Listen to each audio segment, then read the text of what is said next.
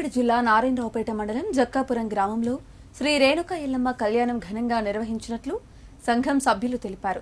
ఈ ప్రాంతమంతా సుభిక్షంగా ఉండాలని ఆలయంలో పూజలు చేసినట్లు చెప్పారు.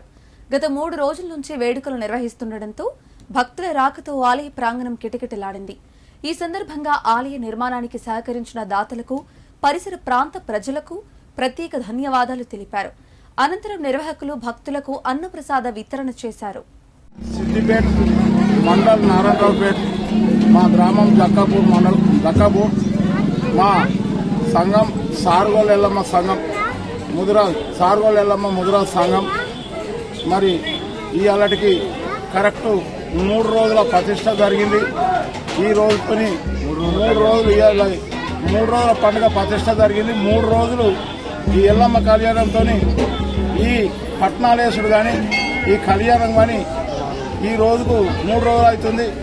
మొత్తం 6 రోజులతో బ్రహ్మాండమైనట్టుగా జక్కాపూర్ గ్రామంలో దాదాపు మా మెంబర్షిప్ 127 దాకా ఉన్నది. మరి ముదిరాజ్ సంఘంలో పెద్ద సగం హిస్స మాదే, సార్గోళ్ళ సంఘం అన్నది ఎల్లమ్మ సంఘం. మరి 6 రోజులు ఏలాంటి గడబడ లేకుండా చాలా సంతోషంగా నడిపించుకున్నాం.